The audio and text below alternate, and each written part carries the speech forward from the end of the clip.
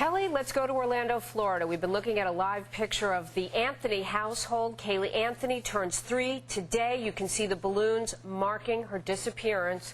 Her family said they wanted her home. Her mother, Casey, still sits behind bars. She's being held there on $500,000 bond. What will happen now that her attorneys have asked for a new bond hearing? And what about this stunning search warrant? The officer, CSI, going back to the house, collecting her clothes, different things in the house, the gas cans, there's a shovel involved, so much we need to put together.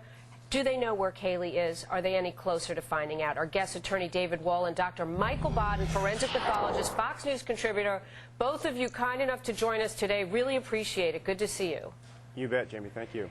David, what about this new bond hearing? Could Casey Anthony get out? We talked about the 33-day rule. They filed these formal charges, but not necessarily charges for homicide, just child endangerment. What happens to her? Not homicide yet, Jamie, but she's not going to get out. There's no change in circumstances, and that's what they need to actually reduce the bond and let her get out. Right now, she's going to be held exactly where she is. It looks like the evidence is pointing toward a possible drowning or some kind of tragic accident. And the sad thing is that if that had been reported immediately, there would have been no criminal charges filed. But since this happened and she concealed it, covered it up for 30 days, they're going to look for the most serious charges, possibly child endangerment causing death, possibly involuntary manslaughter, I have or a lot of ground murder. to cover. Let me ask you this. We're both attorneys. A judge does not order $500,000 bond on somebody who doesn't have a prior criminal record, unless there's a juvenile one that's sealed we don't know about, unless that judge knows something or, more likely than not, has reason to believe something that is more serious than child endangerment, don't you think?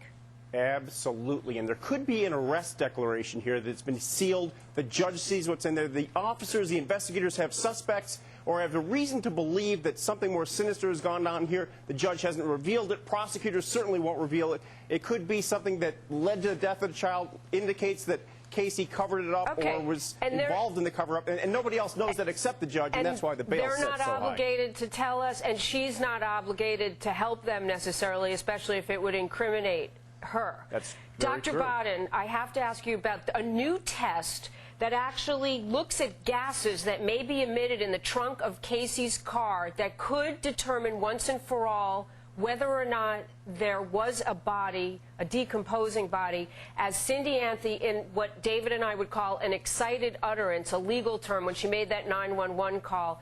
Is that state of the art, and will that give him an answer?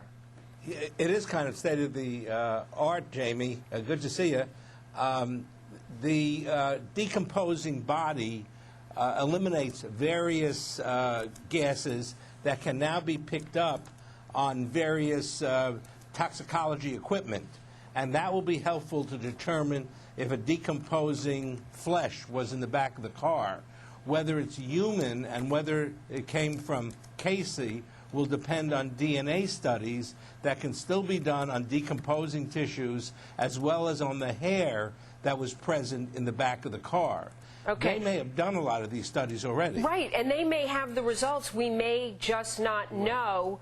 Do you get the sense this new drowning theory potentially fits into the timeline? They said there was a lot of activity on Casey's phone to her parents' house, unanswered calls from her on the day that Caylee may have drowned, and then something horrible may have happened afterwards. What do you think?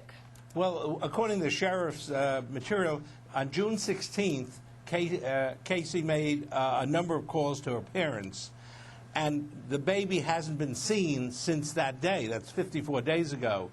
Now, if indeed the baby drowned on that day, the decomposition that would have gone on for these next 54 days will have made it very difficult to confirm whether drowning did occur. Okay. In many deaths, like shooting, stabbings, the passage of time doesn't thwart the diagnosis at autopsy, but drowning can be very difficult to make after 54 days. All right, Dr. Michael Baden, famed forensic pathologist, always so insightful. Thank you very much for joining us. David Wool as well. And let me tell our viewers, I have a chance to read this entire search warrant.